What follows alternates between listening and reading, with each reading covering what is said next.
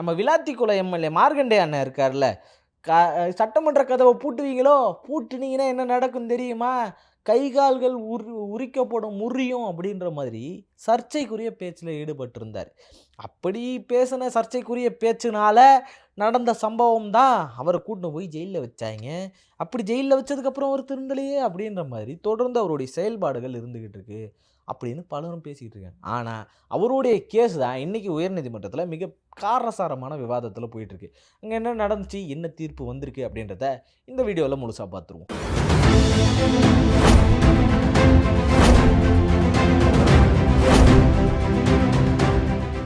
வணக்கம் அன்பு தமிழ் சொந்தங்களே! அதாவது இந்த மார்க்கண்டேயன் அண்ணன் என்ன பேசியிருந்தார் அப்படின்னா, விளாத்திக்குளம் மக்களுக்கு ஓகே ஜெயிச்சிட்டாரு. ஜெயிச்சதுக்கப்புறம் அந்த தொகுதிக்கு போய் நன்றி சொல்லணும்ல. விஜய் அண்ணன் மாரி இல்ல.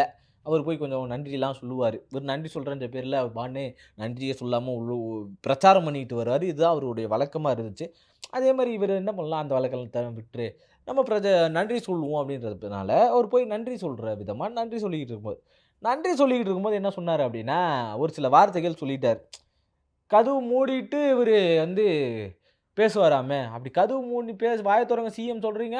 கதவு மூடிட்டு தான் பேசணுமா? பேச சொன்னா எல்லாம் ஓடிருவீங்களா? அப்ப கதவு மூடிட்டு தான் பேசணும்னு சொல்லி, விஜய் அவர்கள் சொன்னதுக்கு பதிலடி குடுக்குற விதமா இவரு என்ன சொல்லியிருந்தாரு அப்படின்னா, "கதவு மூடிருவீங்களா? மூடுனா எலும்புகள்லாம் முறிஞ்சிரும்." அப்படின்ற மாதிரி, "கதவு மூடி பாருங்க. மூடுனா எலும்புலாம் முறிஞ்சிரும்ன்ற" மாரி அவரு ஒரு பக்கம் பேசியிருந்தார். இப்படி பேசுறத கேட்டு தான் மிகப்பெரிய அளவுல பரபரப்பான அந்த இடம். அவர் பேச்சு கேட்டு பெரிய சர்ச்சையில போயிடுச்சு. அது மட்டும் இல்லாம ஒருமையில நெறைய பேசியிருந்தார். அப்படி ஒருமையில பேசுறது கூட ஏற்றுக்கொள்ள கொள்ள முடியாத ஒரு சில விஷயங்கள் அதுக்குள்ளேயும் இருக்க தான் செய்யுது. அது யாருமே மறுக்கல. அவர் பேசுனதுல சில காட்டமான விஷயங்கள் தான் இருக்கு. அது கைது செய்ற நடவடிக்கை இருக்குல்ல, விடியற் காலையில போய் கைது செய்றது அப்படின்ற ஒரு சூழல் நடந்துச்சு. இரவு நேரங்கள்ல விடியற் காலையில போய் கைது செய்றது யாரோ தீவிரவாதிய பிடிக்கிற மாரியான ஒரு செயல். அரசாங்கத்துக்கு எதிரான ஒரு குரல் எழுப்பணும் அப்படின்னாலே வந்து முழுக்க பாதிப்புக்கு அவைங்கள புடிச்சு ஜெயில்ல போட்டுருவீங்களா? அவங்க என்ன பெரிய தீவிரவாதிகளா? அப்படின்ற கேள்வி எல்லாருக்குள்ளயும் வர தொடங்குச்சு. தமிழக அரசு தொடர்ந்து முக்கியமா இந்த தாவேகா அரசு தொடர்ந்து என்ன பண்ணுது அப்படின்னா, கருத்து உரிமை, கருத்து சுதந்திரத்த பறிச்சுக்கிட்டே இருக்கு. மக்கள் எந்த கருத்து சொன்னாலும், அது குறிப்பா தாவேகாவுக்கு எதிரான கருத்தா இருந்தா, அந்த இடத்துல அவங்கள ஏதாச்சும் ஒண்ணு பண்ண பாக்குது. அவங்க உரிமைகள பறிக்க பாக்குது. இது ஒரு பக்கம் இருந்தாலும், இன்னொரு பக்கம் என்ன நடக்குது அப்டின்னா, ஏதாச்சும் ஒரு சர்ச்சைக்குரிய விமர்சனம், அது நியாயமான விமர்சனமா இருந்தா, அந்த இடத்துக்கு அண்ணன் ராஜ்மோகன் அண்ணன் போயிடுவாரு. அவரு போயிட்டு அத சிலத சரி பண்ணி வைக்கிறத பார்த்துக்கிட்டு இருப்பாரு. இப்படியான செயல்பாடுகள் தான் தொடர்ந்து தாவேக்காவுடைய அரசுல தொடர்ந்து நடந்துட்டு இருக்கு. பல உதாரணங்கள நம்ம அதுல பார்த்துட்டோம். இப்போ அவர கைது செய்த நடவடிக்கை நம்ம எல்லாருக்குமே தெரியும். கிட்டத்தட்ட விடியற் காலையில போய் அவர கைது செய்றாங்க. கைது செஞ்சது சரியான காரணம் சொல்லாம கைது செஞ்சுட்டு வந்திருக்காங்க. இந்த நிலைகள்லாம் இருக்கு. இந்த நிலையில தான் வந்து பார்த்தீங்கன்னா, அவருக்கு வந்து ஜெயில்ல அடைக்கணும் அப்டின்ற மாரி சொன்னாங்க. அத மீறியும் அதுக்கு மேல வந்து மேல் உத்தரவு போட்டு சென்னை ஹைகோர்ட்ல டிஎம்கே சார்ந்த வக்கீல்கள்லாம் போட்டிருந்தாங்க. போட்டப்ப என்ன நடந்துச்சுன்னா, 28ஆம் தேதிக்கு தள்ளி வச்சிருந்தாங்க. இனி 28ஆம் தேதி அந்த கேஸ் நடந்துகிட்டு இருக்கு. அப்படி நடக்கும்போது என்ன சொல்றாங்க அப்படின்னு பார்த்தீங்கன்னா, 2 தரப்பு வாதமும் வைக்கிறாங்க. அதில காவல்துறை தரப்பு வந்து, இவரு பாருங்க அச்சுறுத்தும் விதமா பேசியிருக்காருன்னு சொல்லி, நம்ம சொன்ன மேட்டர்லாம் அவரு அங்க எடுத்து காட்டியிருக்காரு. பாருங்க கை, கால் முறியும் அப்படின்ற மாரிலாம் பேசியிருக்காருன்ட்டு. சரி இது ஒரு பக்கம் இருந்தாலும், இன்னொரு பக்கம் என்ன நடந்துச்சு அப்படின்றது, அன்னைக்கே வந்து ஒரு சர்ச்சைக்குரிய வார்த்தை. நம்ம அக்காவ இழுக்காம இருக்க மாட்றாரு திரிஷா அக்காவ. என்னன்னா, அவரு ஒரு பக்கம் பேசும்போது சொல்லிட்டாரு. தமிழ்நாட்ல விஜய் அவர்கள் ஆட்சிக்கு வந்ததுக்கப்புறம் பெண்களுக்கான பாதுகாப்பு துளியும் இல்ல. நான் த்ரிஷாவ சொல்லலைங்க. அப்படின்ற மாரி. அதாவது நான் அந்த நடிகைய சொல்லலைங்க அப்படின்ற மாரி கொஞ்சம் மறைமுகமாவே சொல்லியிருந்தார். அந்த நடிகைன்றத அவர் யார் சொல்றாருன்னு நமக்கு தெரியாதா? இப்படியான ஒரு வகையில போயிட்டு இருந்துச்சு. சமூக வலைதளங்கள்ல இத எடுத்து போட்டு வேற பல இடத்துல சர்ச்சையா பேசிட்டு இருந்தாங்க. அப்படி பேசிட்டு இருக்கும்போது, அந்த கைதான அன்னைக்கே இவங்க என்ன சொல்றாங்கன்னா, இந்த மாரி அவங்கள சொல்லாம கொள்ளாம கைது பண்ணியிருக்காங்கன்னு சொல்லி, இவர் தரப்புலயும் வாதம் வச்சிருக்காங்க. அன்னைக்கே நடந்த இன்னொரு சர்ச்சையான விஷயம் என்ன அப்படின்னா, மார்க்கண்டேயன் அவர்களுடைய மகன் பேசின பேச்சு தான் அன்னைக்கு இன்னும் மிகப்பெரிய அளவிலான வைரலான ஒரு விஷயமா இருந்துச்சு. ஏன் அப்படின்னா, அவரு என்ன சொல்லியிருந்தாருன்னா, "சார் எங்க அப்பா இந்த மக்களுக்காக தொடர்ந்து இருந்துகிட்டு தான் இருக்காரு. எனக்காக தொடர்ந்து இருந்துகிட்டு தான் இருக்காரு. அதே மாதிரி நீங்க இருக்கீங்களா சிஎம் சார்? உங்க பையன் உங்கள தேடிக்கிட்டு இருக்காரு. உங்க பையன் மாரி என்னால அப்பா பிரிஞ்சுலாம் இருக்க முடியாது. எங்களுக்கு அவர் நல்ல அப்பாவா இருந்துகிட்டு இருக்காரு. இந்த மக்களுக்கு அவர் சரியான முறையில செயல்பட்டுக்கிட்டு இருக்காருன்னு சொன்னது, அந்த இடத்துல மிகப்பெரிய அளவிலான சர்ச்சையை ஏற்படுத்திருச்சு. இதுக்காக அவரையும் புடிச்சு ஜெயில்ல வைக்க வாய்ப்பு இருக்குன்னு சொல்லி பல பேரும் பேசிக்கிட்டு இருந்தாங்க. ஆனா, ஒரு ஒரு பையனோட ஆதங்கம் அது அப்படின்றது நமக்கு வெளிப்படையா தெரிஞ்ச ஒரு விஷயம் தான்.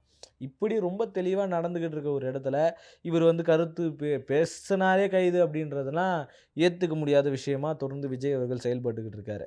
இந்த செயல்பாடுகள்ல இன்னைக்கு கோர்ட் திரும்பவும் சம்மட்டி அடி குடுத்துருக்குன்னே சொல்லலாம். இதுவரைக்கும் தாவேகாவால பதிவு செய்யப்பட்ட ஒரு வாக்கு கூட, ஒரு வழக்கு கூட தீர்ப்பு எடுத்துட்டு போய் தாவேகாக்கு சாதகமா நிறுத்தல. அதுதான் நிதர்சனமான உண்மை. அ சரண் அவர்கள் மேல வந்து வழக்கு பதிவு குடுத்தாய்ங்க. மரி மரியதாஸ் அவரு, மாரிதாஸ் யூடியூபர் அவர் மேல வழக்கு பதிவு குடுத்தாய்ங்க. அப்புறம் வந்து பார்த்தீங்கன்னா, ரொம்ப குறிப்பா சொல்லணும்னா, அன்பானந்தம் அவர்கள் மேல வழக்கு குடுத்தாய்ங்க. இப்போ மார்க்கண்டேயன் இப்படி தொடர்ந்து ஒருத்தர் மீதும் வழக்கு குடுத்துக்கிட்டே இருக்காங்க. அந்த வழக்குகள் அனைத்துமே என்ன பண்ணுதுன்னா, நிராகரிக்கப்பட்டே வருது. தொடர்ந்து நிராகரிக்கப்பட்டே வருது. தொடர் சரிவு தான் விஜய் அவர்களுக்கு சட்ட போராட்டத்தில ஈடுபட்ட விஜய் அவர்களுக்கு சரிவு மட்டும் தான் நிலைக்குது. இதன் அடிப்படையில இன்னைக்கு மார்க்கண்டேயன் அவர்களுடைய கேஸ் வரும்போது, இவர் தரப்பு ஏங்க அவரு வந்து பதிலளிக்கும் விதமா தான் பேசியிருந்தார் மார்க்கண்டேயன். வேற எதுவும் அவர் பேசல. பதிலளிக்கும் விதமா பேசினாரு. பேசுனதுல ஒரு சில வார்த்தைகள் இப்படி ஆயிடுச்சு. அதனால ஒண்ணும் பெரிய பிரச்சனை இல்லையே அப்படின்றப்ப, இப்போ அதுக்கு இது சொல்றப்ப தான் வந்து அவைங்க என்ன பண்ணாங்கன்னா, இந்த மாரி பாருங்க சர்ச்சைக்குரிய விஷயமா பேசியிருக்காரு. அப்படின்றதெல்லாம் எடுத்துட்டு வந்து காட்ட, இவருங்க சும்மா கோர்ட் டைம வீணாக்காதீங்க. கோர்ட் டைம்க்குன்னு ஒரு வேல்யூ இருக்கு. யூகங்கள் அடிப்படையில வரக்கூடிய அரசியல் மேடைகள்ல பேசக்கூடியதெல்லாம் எடுத்துட்டு வந்து, இந்த இடத்துல போட்டு காட்டி கோர்ட்டோட நேரத்த வீணாக்காதீங்க. அத வந்து கேஸா எடுத்துக்காதீங்க. அப்படின்ற மாரி ஜட்ஜ் அவர்கள் ஒரு பக்கம் பேச ஆரம்பிச்சுட்டார். ஓகே. ஆக மொத்தம் இந்த கேஸ் ரத்தாக போது. அப்படின்றது ரொம்ப தெளிவா தெரிஞ்சு போச்சு.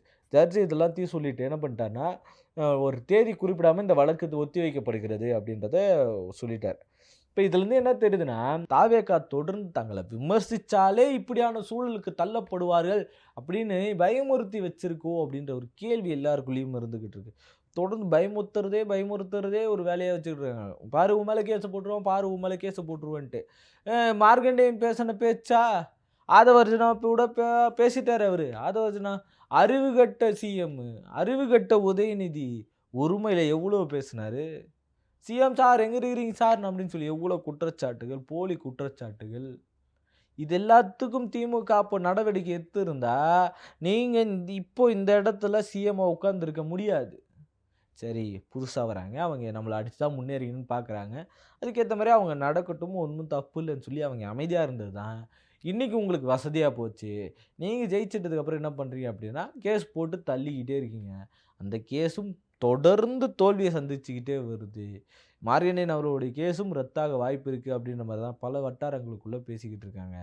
இந்த அரசியல் வட்டாரத்துக்குள்ள இப்படி பேசிக்கிட்டு இருக்கும்போது, தாவேக்கா சைடுக்கு மட்டும் கொஞ்சோண்டு அங்கங்க வேகுது போல. அந்த வேர்களெல்லாம் தொடச்சுக்கங்க. ஏசி போட்டு ஏசிக்குள்ளேயே இருங்க.